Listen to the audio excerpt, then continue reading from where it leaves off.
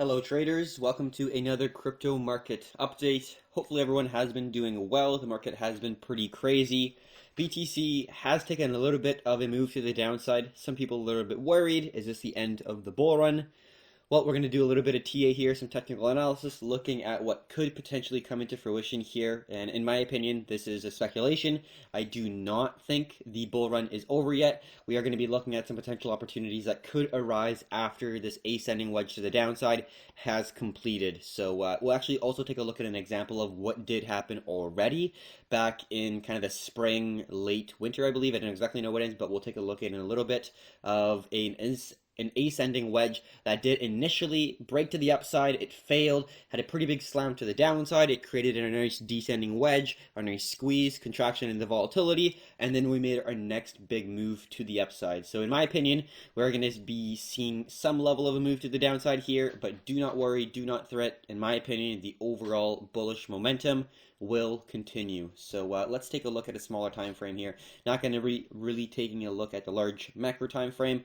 Hopefully everyone does know this major triangle, this symmetrical triangle that we did break out kind of in the fall, October of 2020 there. So since then, been on a huge move to the upside. We see that 30K zone initially being a strong level of support with a descending wedge. Another strong move to the upside, and we have been crawling up, making slightly higher highs. Not really fantastic. Not seeing these nice, strong, impulsive pushes to the upside like we were initially seeing back in the winter of 2020 to 2021 here. So in my opinion, it is good to see a little bit of market breadth, a little bit of consolidation, a little bit of a pullback, because in my opinion, they are necessary for a healthy market. And it's just not my opinion. It's pretty well understood that if you're going to have something that go absolutely straight up, you're not going to have that longevity compared to something that's going to be trending to the upside, making a series of higher highs and higher lows that you can trade within. So looking at the 2-day here, we can see this nice ascending wedge. Let's take a snip right here.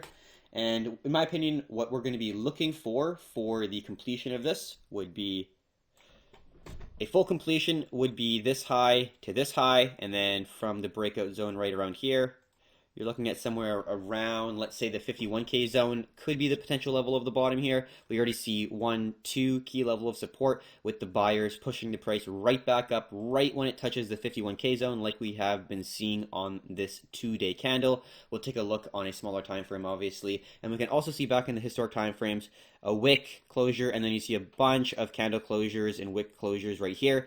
Very well respected zone turning into a new level of support. So this 51K zone could be our potential bottom. We always want to make a validation in terms of the confirmations and the price action, and how we do that is we look for price action confirmation. So we saw a nice trending move to the upside.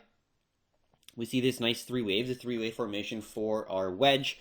For a descending zone, you're looking for 1, a 2, a 3, and then you're looking for a break right here. And then once you see that break, ideally you're looking for a retest, and then you'll be looking for that extension to move to the upside there for the price. So exact same thing, but flip it. You see a nice wedge right here with the 3 waves, and then you're seeing the price break that zone. Now, I wouldn't fully say it's broken yet, just because on the 2-day we have made it come back so quickly right at that previous low right here. So I don't think it's fully ready to have that nice consolidation, but if it does inevitably hold right here, which on a smaller time frame it kind of looks like it is, we'll be looking for that potential. This is the first kind of wave, and then the second wave, and then that third wave could get a little bit further down, but that's kind of like something that we're looking for, something like that. It could be smaller, it could be larger, but I think this is going to be a huge bear trap, because you're going to see this nice arcing top where a lot of people are going to be assuming, oh my god, that's the top, and then if you do get that last kind of plunge to the downside, might not be under 45, but you might usually get that last like kind of knife to the throat and the finale there to the downside, and then you might get that big rally that's going to be surprising a lot of people. So we're going to be looking at that in a smaller time frame. So overall, the bias is going to be to the upside, and we'll take a look at the US dollar and have a good understanding of why we think that the risk on continuation or risk on environment will continue.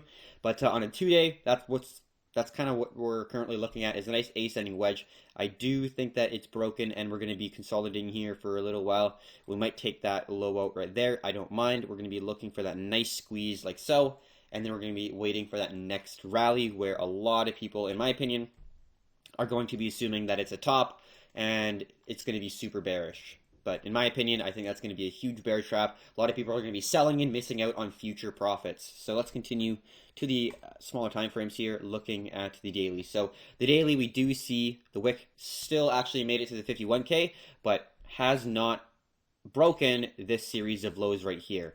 We see a massive wick to the downside, which does indicate, with lots of pressure, with some sell pressure right here, that there was a massive amount of sellers. Right? A lot of people taking profit at around the 63, 62K zone, but the actual candle closure on the daily, a very significant measure, has not actually closed, meaning the buyers were able to come in and buy from 55 all the way to 51 and bring it all the way back up in that same day, indicating a tremendous amount of bulls holding this level. So even if it does fall, you see lots of buy pressure, lots of wicks to the downside, and that's really looking phenomenal, in my opinion, for BTC. For example, lots of wicks, lots of wicks, lots of wicks to the downside, lots of wicks, lots of wicks, lots of wicks, and then you get these nice strong pushes. So the fact that we're still seeing wicks to the downside is a good thing. And we had a lot of sellers here because we do see that RVOL made by, I believe, Julio for the EMA and MA, and then we got Mitch for the average BTC volume, looking at the largest exchanges that retail traders are using. Very, very useful chart that you, or very useful indicator that you should put on your chart if you don't have it already. All right, so looking at a smaller time frame here, let's look at the 12-hour. We see it pick it right back up, but the smaller time frames, we do see candle closures. So what we're looking for ideally is, in my opinion, maybe not something like this too quickly. Now, it would be great if we do see a rejection here, because let's take a look at a smaller time frame and then draw our picture. We do see a nice zone of confluence where we get our high, our lower high, and our lower high. We connect those lower highs to create our descending trend line, and then we also see our support, which is here, here, here, here, also validate as a potential level of resistance, and then we see our previous key level of resistance right here turn into additional supply. So we see that there's lots of supply around the 58K zone. So if we do get a rejection there, that would be fantastic, in my opinion, because we're going to be looking for a potential squeeze, something like this maybe, where we get a nice descending zone there. Let's say we get something like this, where you get a nice squeeze like so. You get another sell-off to the downside. Maybe you're holding this, maybe you're moving to the downside, but overall, you're seeing that nice descending zone hold and get well respected, which is exactly what you're looking for. Let's make that a little bit more straight here for our chart. So something like that. So let's say we get something like this, and then you get a little bit of a fall, and then a nice fall. Well, what do you currently see? Well, I see a nice wedge, right? Hopefully you see it as well. And then what you're looking for at that point is a nice confirmation. You're going to get some contraction in the volatility. So you're going to see the volatility. This is the average volume, right? This is the moving average for the volume. And if that starts to dip, you're going to see a lack of volatility, lack of volume. And that is the optimal time to start to look to potentially enter, in my opinion, for the next leg up. And we've seen this before, right?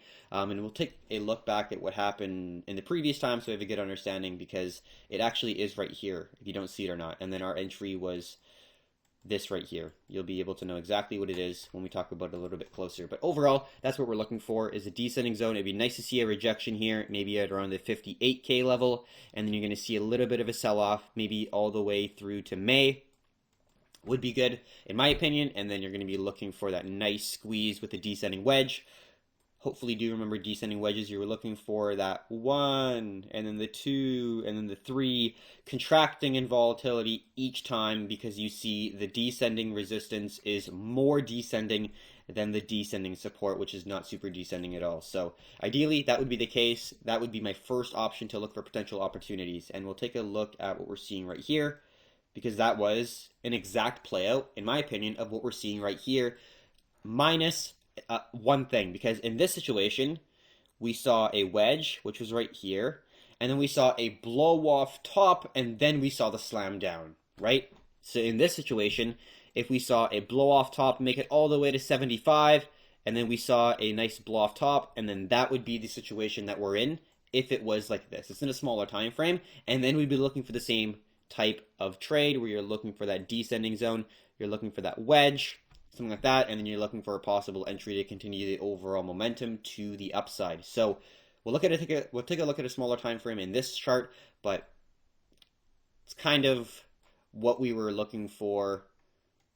If it did have a blow-off top and then it came crashing down, we'd be looking to have some level of support hold, have a descending zone, squeeze into a wedge or a triangle, and then we're going to be looking for that next move to the upside within our price action pattern here. So that's going to be the option. We'll take a look at the smaller time frame here, and it does line up pretty decently. We'll look at, let's say, the 4 hour, and then get the nice top right there. It's a little less descending than I initially thought, like so. And then we'll just make sure it lines up really well. A little bit more, like so. So you get the wick closure, and then we can also add this zone right here, the projection, to really give it a little bit of breadth and a little bit of room, so we're not depending on a single point on the chart. We're kind of depending on a zone that we're looking at for potential supply. So we'll leave that there, and then we'll take a look at a smaller time frame. I just want to make sure I got that going. We see lots of relative volume coming in here. So understanding what we are looking at on a large time frame, we can take a look at this zone. Maybe we'll drop down to the 2 hour here. And hopefully you're able to see this wedge right here, like so.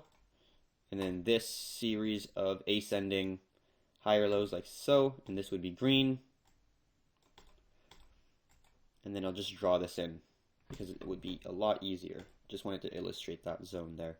So we see that nice ascending wedge right here, and this one did have a blow off top to the upside, so you had that break, retest of the previous resistance to a new level of support, nice solid rally, and then you saw a huge slam down right below the apex zone of the wedge. So the apex would be somewhere around here, and then you see it fall below the apex of the wedge. So now you're in slightly bearish territory. In a bullish trend, you're looking for continuation patterns. If you're in a move to the downside, ideally you're looking for a descending wedge would be ideal.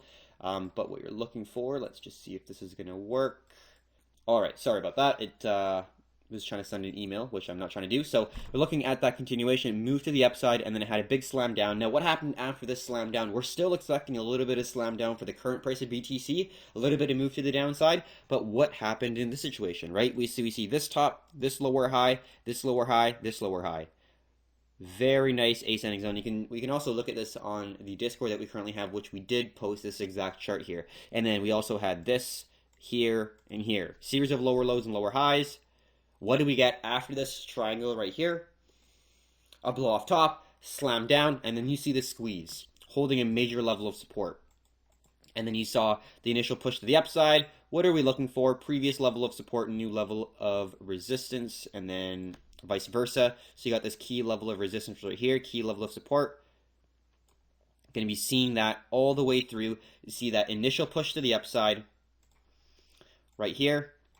See a slight pullback. You see a higher high get created. Great overall new trend. This was a little bit worrying where you see that lower low right there. But you saw a nice ascent or head and shoulders right here, which was also in confluence with the overall bullish trend.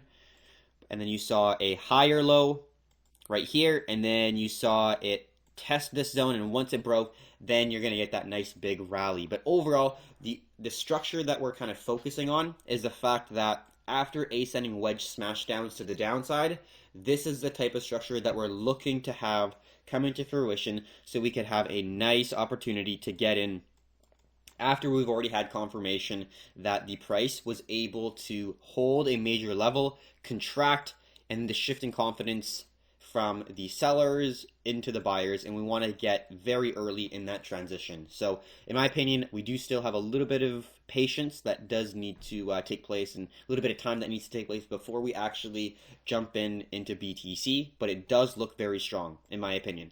I think it'd be nice to see a little bit of a move to the upside, so let's just potentially draw it in right here. Oops, not looking for that. So let's draw it in right here on the 2 hour chart. So we see a little bit of hesitation, big slam down, maybe one more slam down, kind of like to, I guess, get the most amount of people who are hesitant to actually get to, not liquidated, but maybe potentially sell, because usually it's the weak hands that don't really make any money in bull runs because they sell in bad times and they just don't have the confidence to actually be able to sell or hold, I should say. So Usually, it's going to be flushing out the last little people, and then it's going to be rallying up to the upside. So be patient. Don't be so eager to jump out too quickly, because I do think that bull run is going to be continuing, and that's going to be the potential opportunity that we're going to be seeing right here. So could go until May, until we start to really see it move to the upside. If it does go a little bit faster, like if we're starting to see a lot of traction and then we get a squeeze right here where we're potentially being able to hold this low, because on the 2-day this did actually hold. So this is the candle closure, and this is the candle right here. It's red, but you see this wick all the way come down to here, but you candle closured right at the 50, let's say 152K level. So this is a major level. So if we're able to actually hold this and then create a squeeze right here, that would be a potential if we start to get a move to the upside like so. Like if we're getting a descending triangle right here, and then we might getting a test at this high, because this is a major level, and then all the shorts, all the bears are just going to get absolutely wrecked, because this is an opportunity for a potential short play. If people are bearish, they're potentially looking at this, because they're going to be looking at this they're going to be looking at that zone. They're going to be looking at this ascending zone that broke. They're going to be looking at the horizontal zone that potentially will break.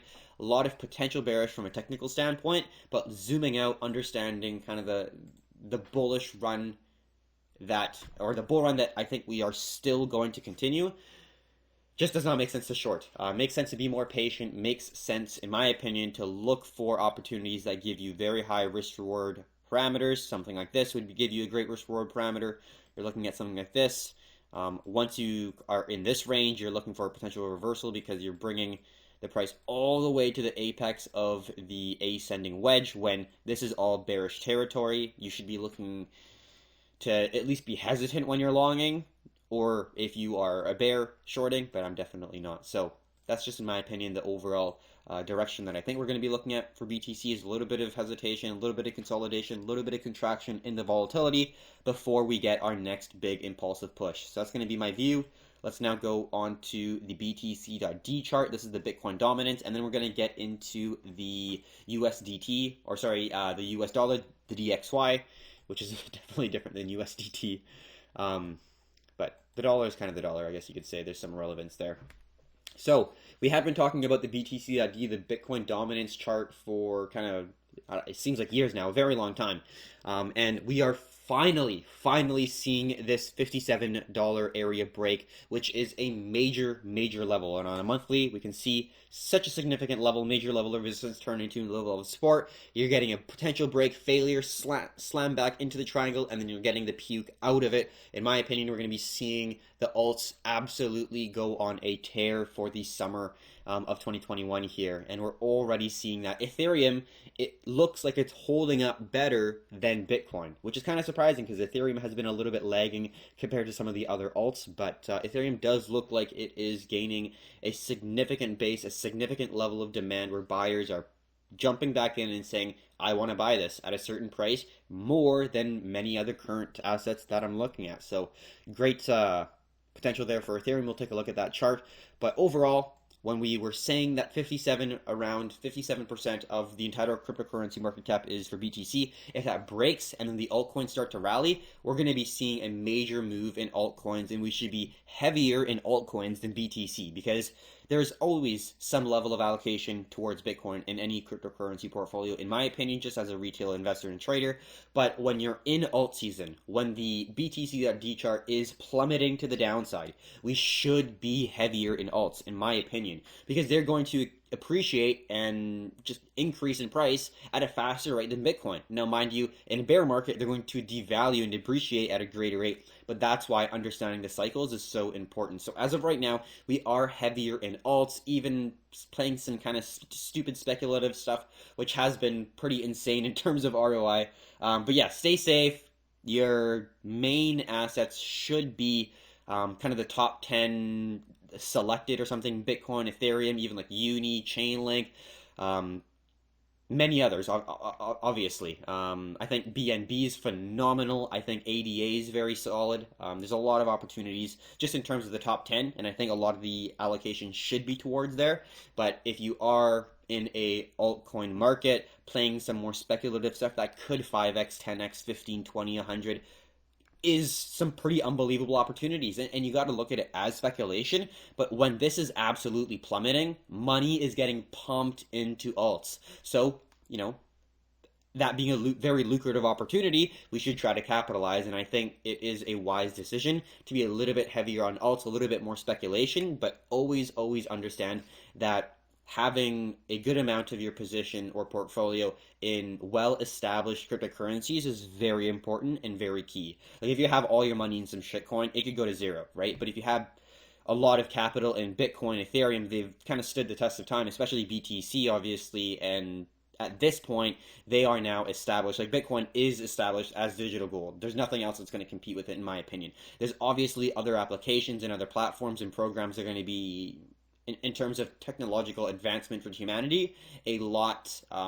It's going to push the ball further, like being able to have smart contracts and have automated, like automatic transactions just take place. That's phenomenal. But the store of value asset in the digital space is Bitcoin, in my opinion. So that has kind of cemented itself as the asset to hold value. And then other platforms are going on and finding different ways to use blockchain, which is pretty phenomenal. So going to be looking at some altcoins here, looking at DXY, the US dollar index first, and then we're going to be looking at some altcoins here. So that's my view on the BTC.D chart, the overall Bitcoin dominance. I think it's going to be moving to the downside. I think alts are going to be a really solid bet here, kind of for the near future. But like always, you want to make sure that you're not skimping out on BTC and other major assets that you are looking at. And a quick look at here, XRP absolutely dominating compared to a lot of different alts.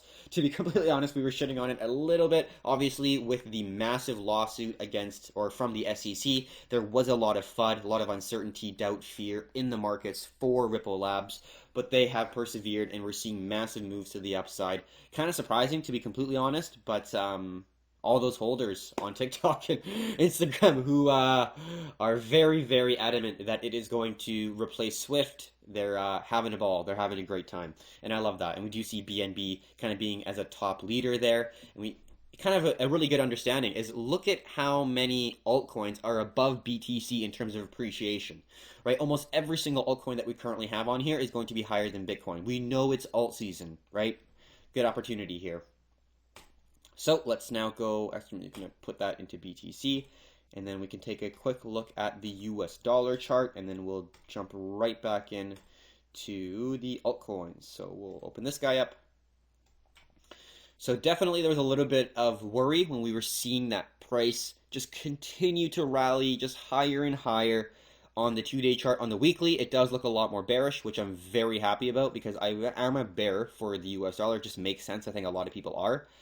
Which is not the absolute best. Obviously, it's not a contrarian view that the US dollar is going to devalue. It's a very contrarian view if you think that the US dollar is going to increase, like some individuals, but I definitely don't think so at this point. So we had a nice ascending zone. We had a very, very long pullback, which just took a little bit too long for my liking, especially when we broke the 92 range. We had a pretty kind of worrying situation because there's such a major level of resistance, which was a previous level of support. But as of right now, we bumped below that zone, and now, in my opinion, there's, for me at least, a lot more confidence that we're going to be looking at a potential reversal here, because what do we see on this nice, beautiful chart?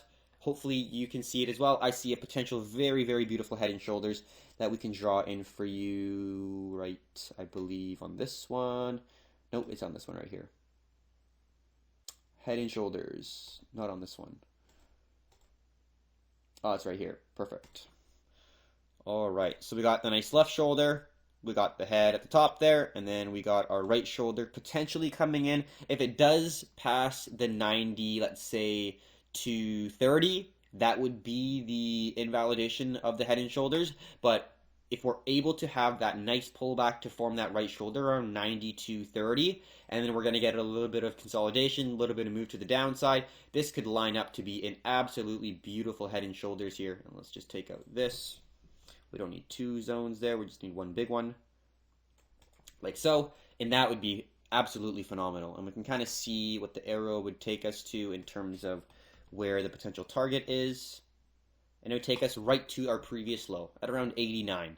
And that's going to be the major level of demand that we're currently seeing. Now, at that point, there could be a hesitation because of the double bottom, right? But then if that happens, we're real close to potentially getting a break to 88, 87, which could be, in my opinion, the biggest break in the US dollar. This is when a lot of confidence is going to be lost because we see this is a massive double top on the US dollar. And if we're able to get that break in that low, it's going to be massive. That's going to be the true capitulation that we're going to be seeing here for the dollar. In my opinion, I think we're still far from that moment. We got a lot of hesitation that we do have to pass around 88, but as of right now, I think the overall momentum does look like it's pushing the price down towards the 91 range. If it breaks below 91, let's say .30, it's going to be very, very quick before we're going to be seeing that green zone again, 89, 90, which is a little bit of a danger zone if you are looking for, I guess, longs on the dollar, which in my opinion doesn't make sense. So right now it looks pretty bearish.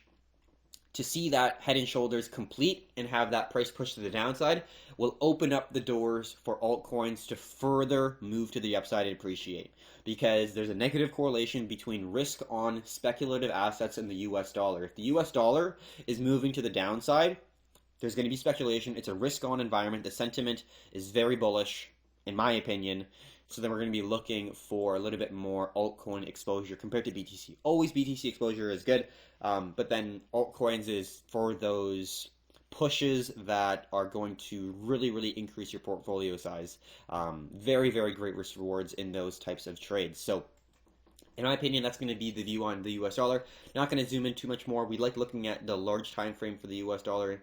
In my opinion, we're going to be consolidating here for a little bit, but the overall direction, as long as we're holding 91.87, is going to be to the downside because there's a nice potential head and shoulders that can come into fruition here. So hopefully that does play out. I'll be pretty stoked and happy if that does, because then that's just going to be more profits with the altcoins and BTC. So now let's just zoom back into Ethereum. Now, mind you, this did have a little bit of hesitancy when we were kind of moving to the upside on Bitcoin, because this is a symmetrical triangle, whereas on Bitcoin, there was an ascending wedge. So this was a little bit of a lagger in terms of Ethereum versus Bitcoin, but as of right now, we're seeing Ethereum hold better than BTC. In my opinion, we see that previous high turn into a new level of support. Lots of buy pressure with a nice wick to the downside, indicating that bulls are still entering the market. We are in the bullish momentum out of the symmetrical triangle breakout, where we do still have a little bit of price movement to go to the upside to around 2,800. That's the current target for Ethereum for us right now, and then it has held the previous resistance as a new level of support at around 21, let's say 50. Great to see. Overall bullishness is still very imperative for Ethereum, and it's still very prevalent for Ethereum, in my opinion, right now. It is needed to actually hit the target, but does look like it's holding, which is phenomenal. So Ethereum has been a little bit of a lagger, but it does look like it is finally being able to actually gain some momentum here. And if it does gain momentum, it's going to be really starting to rally into the 3K ranges, which is not too far away here. And that would be obviously a brand new all-time high, breaking 25. So great to see. Overall momentum is looking great for Ethereum, better than a lot of other altcoins, as well as better than BTC. So that's phenomenal to see. Binance Coin, let's talk about that a little bit next. We saw kind of something similar where we saw a little bit of hesitation. I'm going to be waiting for a larger consolidation symmetrical triangle, so something like this, where you're not going to see a quick pullback and then a massive push to the upside. Maybe you're going to see something like this, right? So let's just draw that in. Instead of just entering where you think it would be a good idea, like let's say you just enter kind of like this, you get a nice squeeze here, and you're going to get that nice break. Once you retest that, validate for a new level of support. A little bit of worry here, but you actually do make a pretty solid trade, a positive trade. But what you could also do is, instead of entering here and waiting all that time, I'm going to be looking for that longer kind of setup play where you're going to get that tight short setup, and then you're going to get that like that 1, 2, 3, right? That long-term play, and that's what I'm going to be looking for. So right now, not a terrible time, in my opinion, because you're getting that nice squeeze, you're getting that horizontal level of support held really well. you know, this could be a decent opportunity, but it could fizzle out and kind of go back down and hit back this support. So unless you want to have a stop loss here and have a pretty significant stop loss, I'm going to be a little bit patient and try to see if I can get a nice entry if it does give me something like this. Because then you get the 1, 2, 3, you get the nice triangle, and then once you see that breakout, this is going to be a prime opportunity for the next move to the upside. So I'm going to be a little bit more patient on BNB, but it's going to be on my radar for sure with, you know, Binance Chain and how much new not content, how much new I guess how much new technology they're bringing out, not new technology, but how much innovation that they're currently having for their business definitely suggests that there is a good future there. So another thing I actually want to talk about is Chainlink, because it hasn't had a whole lot of love, but it has been moving up recently because there's a lot of hesitation to break above $20 there, and once it did, there hasn't been a whole lot of movement. We've just kind of been trading in a range, but we have been seeing a nice ascending zone with a horizontal level of resistance. As we can see, you can draw this as a squeeze, kind of like there as well. But it has been recently making a strong push to the upside, a pullback validating that previous zone. Like if we go to the daily chart, you see massive wick to the downside. In my opinion, this looks pretty solid in terms of a potential opportunity to move to the upside. Very strong ascending triangle. Just had a brand new all-time high on the 15th of April at 44 bucks. Just looking at potential first target that we could be looking for on this particular pair. Let's copy paste. We're going to be looking at, let's say, 60 bucks for the potential. 36 entry would be pretty solid. That's your first take profit, or just where you're starting to move your stop loss depending on how much you're looking to push this, and then you just have a trailing stop after it's already risk-free exposure. But it is looking pretty phenomenal. We had a nice continuation pattern right here, hit target. You had your next continuation pattern, and it's increasing in the ascension of the trend. You can see a nice ascending zone right here. Oh, dang. That looks nice.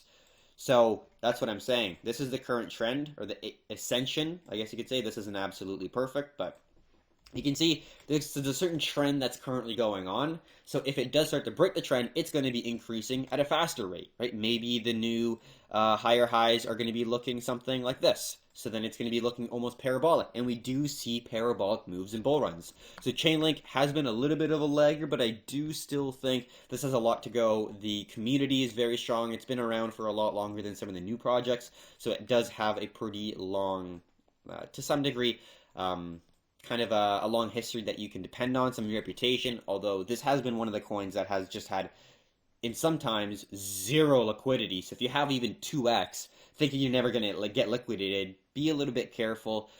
Be in spot if you're going to be playing with these more speculative tokens. In my opinion, having 2-3x on something that can go 2-3x to the upside, yeah, that's great, but you're putting yourself at a lot of risk in terms of liquidation. You can't get liquidated if you're just holding the coin. It's just impossible. But even if you're holding 2x, you know, 1.5 or 2x, you can get liquidated, right? So be careful in those situations. You don't want to get liquidated.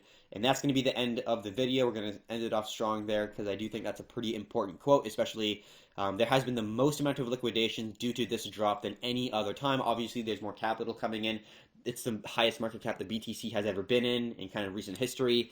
A lot more retail traders coming in with the ease of use and the ease of leverage. So it makes sense, but still, in a massive bull market when there is huge opportunities, you do not want to be burning money. If you're holding some shitcoin with no leverage, in my opinion, that's better than absolutely burning your money through trading and getting liquidated. You know, manage your risk, understand that there's stop losses, understanding that there's trailing stops is very important because you're able to manage those losses, keep your capital, and then invest it or trade it in an asset that will appreciate in bull markets. So hopefully everyone has been doing well. It's been pretty unbelievable. Super happy with the investments that we've been kind of slowly putting money into over the years. I wish everyone the best. Hopefully everyone's doing pretty well. BTC, in my opinion, is still in a bull run. Don't worry, don't hesitate. Dollar cost average if you are not, because that's a really good way to slowly enter the market if you're a little bit of a novice. We have been just continuously saying this but we do think the fall winter is going to be the time where we're going to be a little bit more hesitant on entering in the cryptocurrency market, and we might even try to pull some profits out and put it into a little bit more, I guess you could say, less speculative, less volatile, longer term investments, which I think is kind of a good idea. But as of right now, we are still full ahead, bull run. I guess you could say bull run um, anticipation or bull run mode, I guess you could say, is our current perspective. So hopefully you got either some value, education, or entertainment from this video. Hopefully everyone knows that this is not true financial advice. This is just an opinion from a random individual online that you do not know. And take it with a grain of salt, because your position and the person making the position, or the person making the video's position, could be very different, could be similar. You have no idea. So always manage your risk. Stay safe out there, everyone.